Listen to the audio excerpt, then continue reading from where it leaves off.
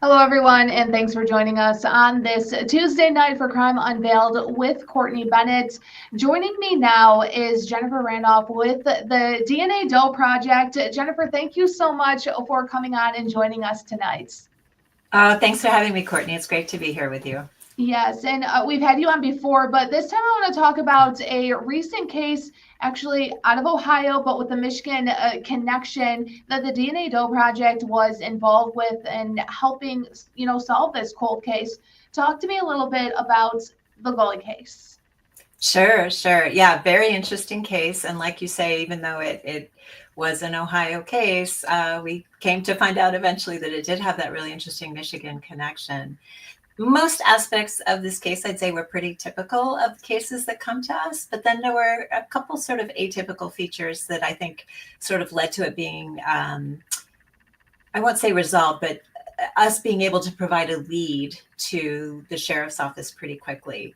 So the way a case typically comes, as did this one, is, it's an older case. So we want to go back in time to 2001 when someone found some skeletal remains near an old oil well in Canton, Ohio, and that's in Stark County. So the Stark County Sheriff's Office did their due diligence at the time to try and figure out who this was because there wasn't any identifying information associated with those remains. So they did their usual investigation, but just, came up empty handed basically. But they didn't forget about the case. And fast forward to about 2023, there were a lot more options, right? A lot more tools they could use after, 22 years.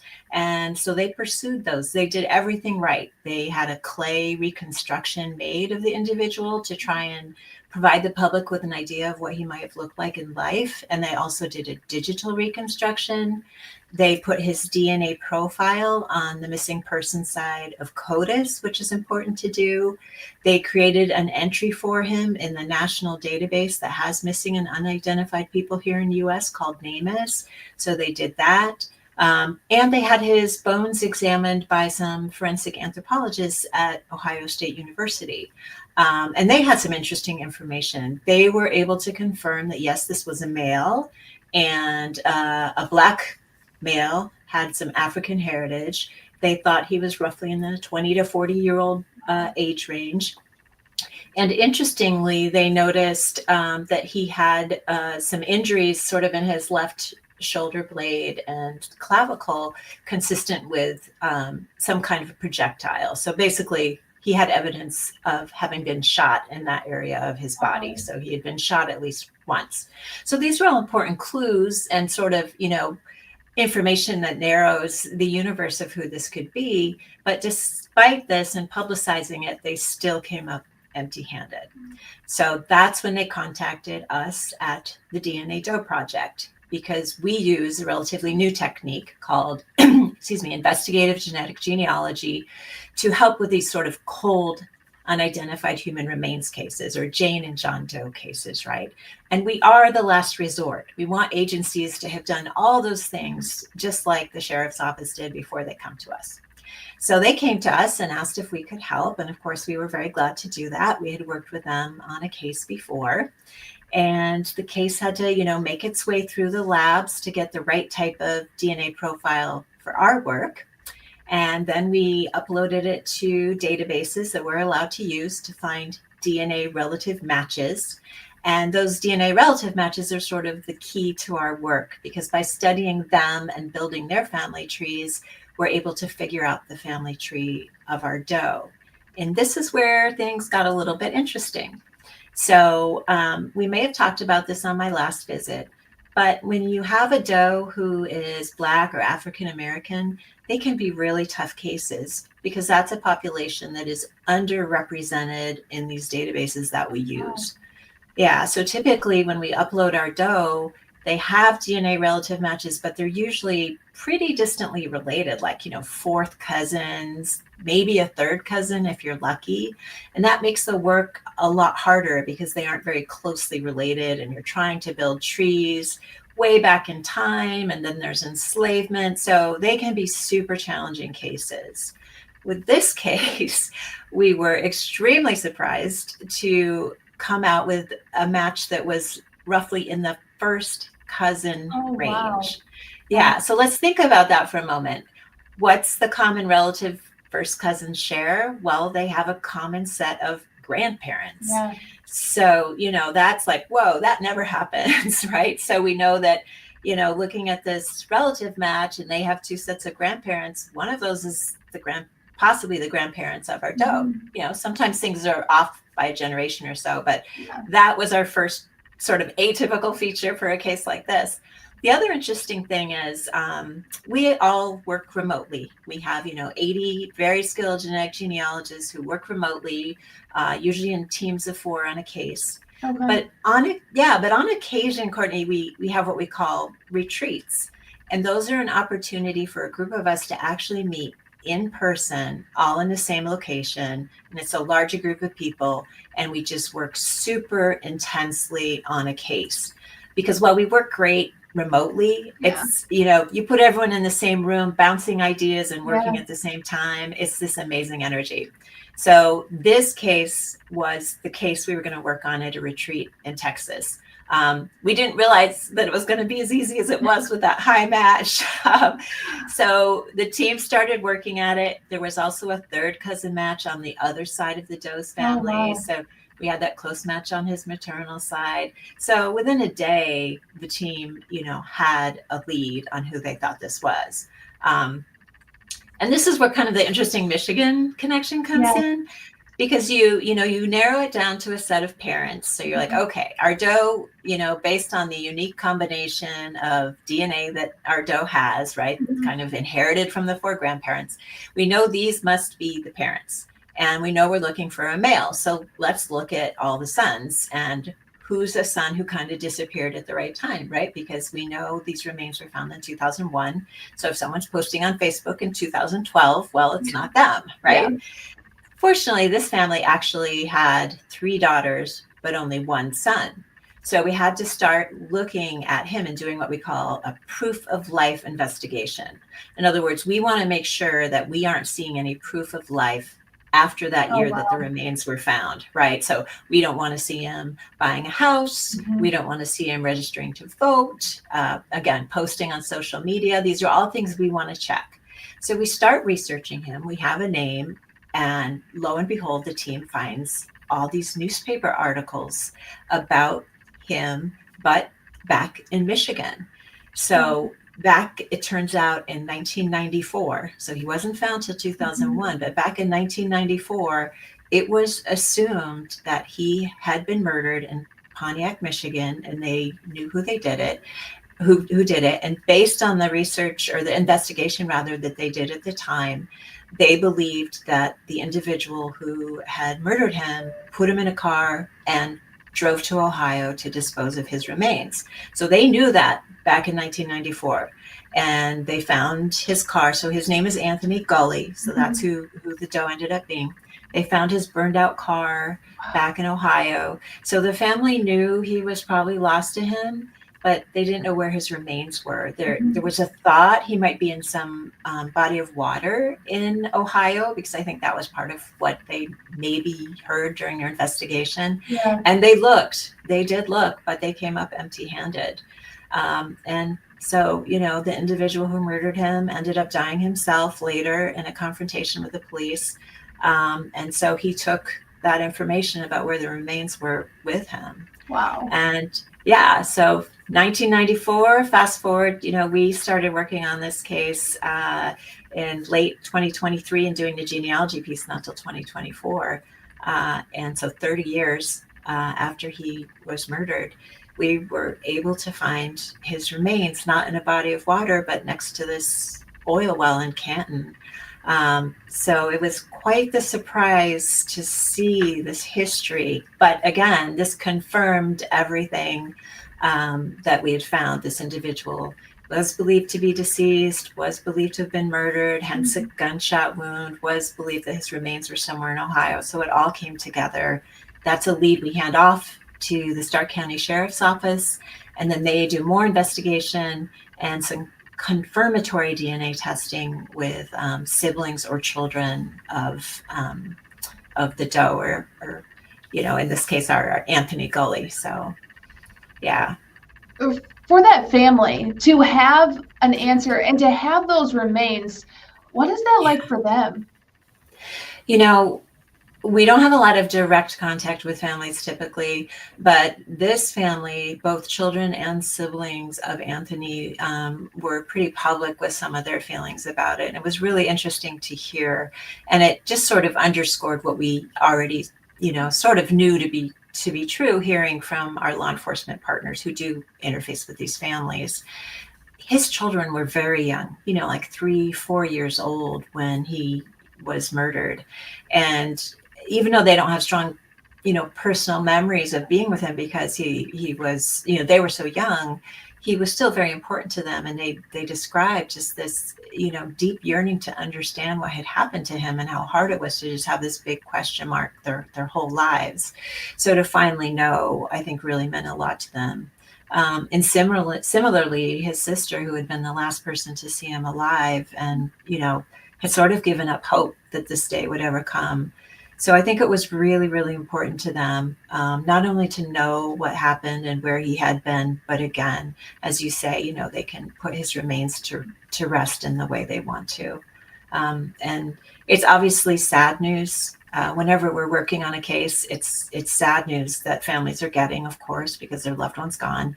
But I think a resolution is better than just living, with this ambiguity in your mind, entertaining, a million different scenarios day after day after day. I think that's extremely challenging and just heart-wrenching for these families. So yeah, I think it's ultimately, I think it's helpful for them, even though it's a loss. Yeah.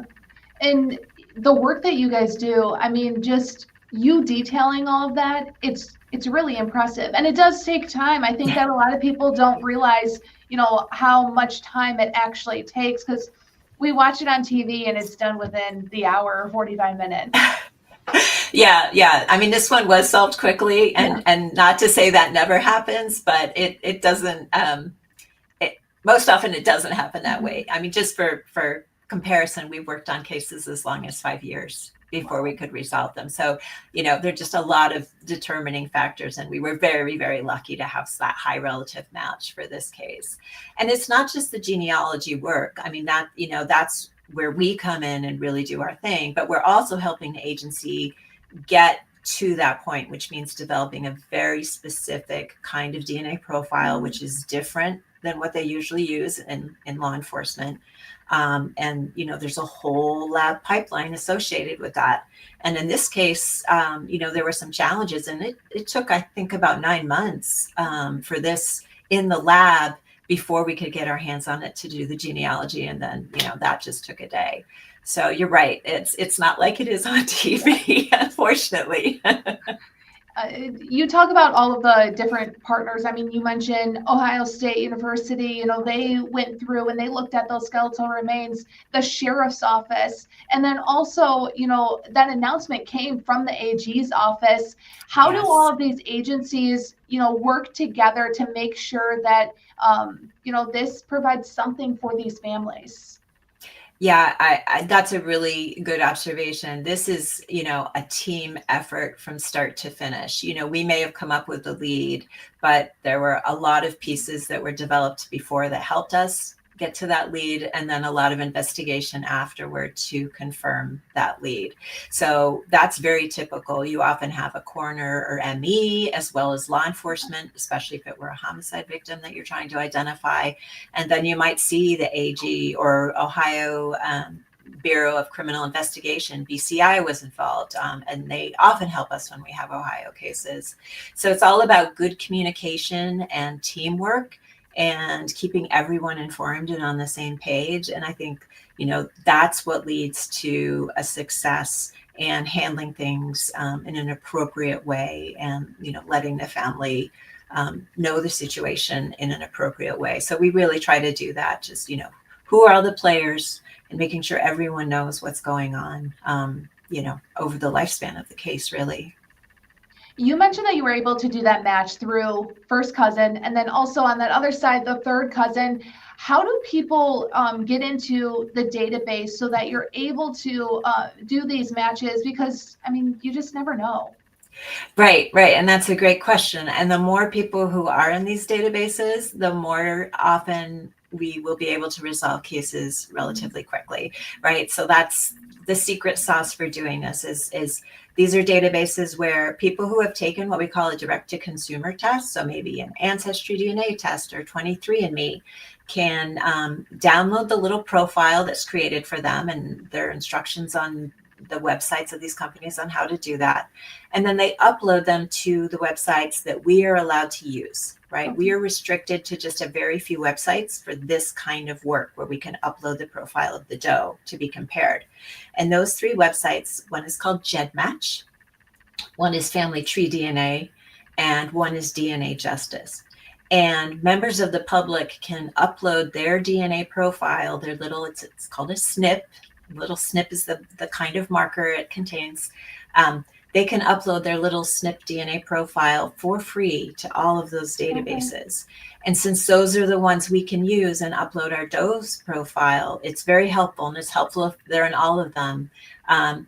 When we upload the doe's profile to 2 of those, we have to pay a lot of money. Like one, we have to pay $1,000, and one we have to pay $1,400. So, you know, we try to only use one if we can, because it's a lot of money. And then, you know, any money we save is money for another case.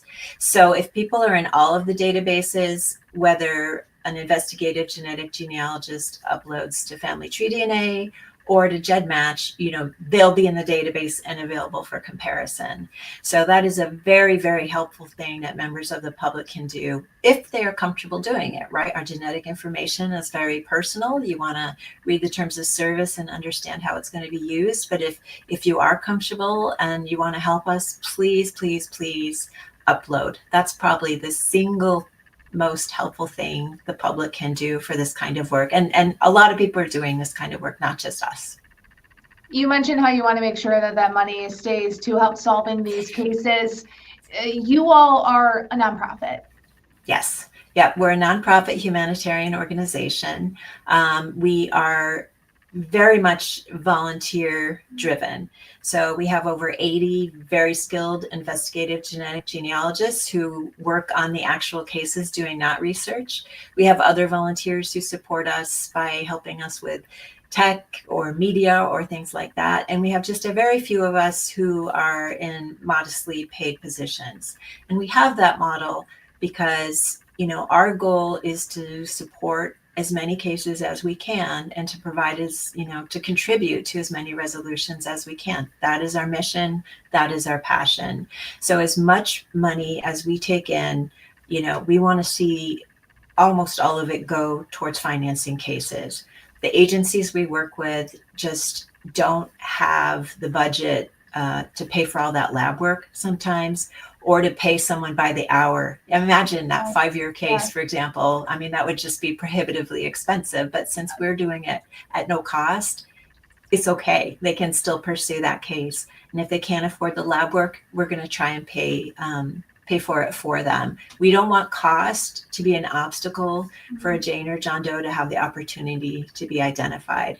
So yeah, so every dollar that comes in and people make a donation, that's tax deductible. We're a 501c3. You know, that's $1 toward another case we might be able to take on. I have no shortage of cases, Courtney. I mean, it's not an exaggeration to say I know of hundreds of cases we could take on if only we had the money, but we just don't have that much money. So, yeah. I'm going to pull up your website really quick. Oh, thank you. Yes. And people can donate just right here. Yes, you can donate through our website.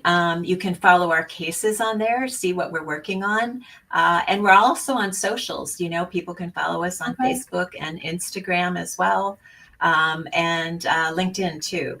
And there's, so those are the cases that we're currently working on. And I think there are probably several pages. Yeah. But you can also see cases that we've been able to resolve. And some of them will have a donate button. So that means those are cases that we've gone ahead and started the work, but we don't quite have all the money we need to pay for the lab. So we're carrying that, that little bit of debt. And so if people want to, if there's a case that really captures their imagination and they're like, wow, I'd really like to see this one in particular solved, you can, in some cases, donate to a particular case. So some people, that's important. There's a case from their state or for some reason that just really resonates with them. How has advancements in DNA technology helped in identifying these cases? I mean, this technique wasn't around, Courtney, until like late 2017. And we were among, one of the first organizations to start using it. We were really a trailblazer. So using the technique in this way to solve this kind of case is relatively new. And a few things had to happen to come together sort of so that this technique could come to fruition like that. One thing is enough consumers taking a test like we were just talking about and uploading to databases, because if we don't have people to compare profiles to, we aren't going to get anywhere. Everyone's going to be a sixth cousin and no, that's not going to work. So, and the other thing is, when we're dealing with unidentified human remains, our does, the sample is often very degraded or contaminated. It's not like when you take a test and, you're doing a cheek swab or spitting in a tube and it's this lovely, clean, rich DNA sample, right? It can be really challenging to pull DNA from these remains that have been, say, sitting outside for, well, the case we were just talking about, 7 years, 1994 to 2001. That's a long time for bones to be out in the sun. But there are labs pioneering techniques to pull DNA from extremely challenging remains. And it just moves forward more and more. One example I tell people about all the time is the ability now to take rootless hair. So there's no follicle, you could just cut a strand of my hair here, and that can be enough to sequence the whole genome of these does.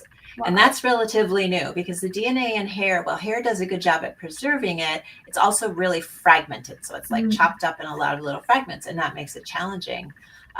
When we started, this wasn't a possibility. And we had some cases where we had bones and we tried and failed, once, twice, maybe even 3 times. But then this technology came along from this one lab that we work with. And if we had hair for those same cases that failed with the bones, we were able to try with the hair and we're able to end up resolving those cases. So I anticipate things will just continue to get better. Cases that maybe failed in the past, we sit tight for a little while. And when these techniques develop, then suddenly maybe we can get DNA from them. So, that sort of advancement has also helped to make this a viable technique. How proud of you are when you hear that a case has been, identified and almost solved? Yeah, I mean, it's so gratifying when we're working on a case, and usually, when you're getting close and it's like solving a puzzle. You're really excited, and it's a very sort of fulfilling thing that we do, but it's also bittersweet, of course, because it's the excitement of solving it, but then you're like, oh, but now this family who in some ways you've gotten to know because you've been working on their family tree, you've been reading about them in newspapers, you almost feel not only that you know the doe and a bit about their life, but also their family, so that they really feel real. They aren't just names on paper. And to know that, they're going to get that knock on the door and that difficult news, that's hard to think about. But as we talked about earlier, I think ultimately this is helpful for families. And as painful as it is, it's less painful, to have a resolution than to just keep on wondering what happened. Jennifer, as we wrap things up here, I just want to thank you so much for your time. But is there anything else that you want our audience to know about this project? Please follow us. Please, share information about us. The more people who know about this work, the better. They might upload, they might support us, or, there might be an agency out there that doesn't know about us, and they may have cases that we can help on. So that's very important. We really appreciate that. And consider uploading your DNA. Those are all things you can do to help. And we have a lot of work ahead of us. We're going to keep working, and hopefully we'll be able to talk about more cases in the future, Courtney, more successes. Yeah, so it's always a pleasure to have you on, and that's a lot of valuable information that you provided, and I really appreciate it. Oh, it's my pleasure, Courtney. Thanks for having me again. Oh, yes, no problem. Enjoy the rest of your evening, Jennifer. All right, bye-bye. Bye. Well, thank you for joining us for Crime Unveiled on this Tuesday evening with Courtney Bennett. We'll be back next week, and you can find the donation link on our website, midmichigannow.com, under the digital desk. Thanks again.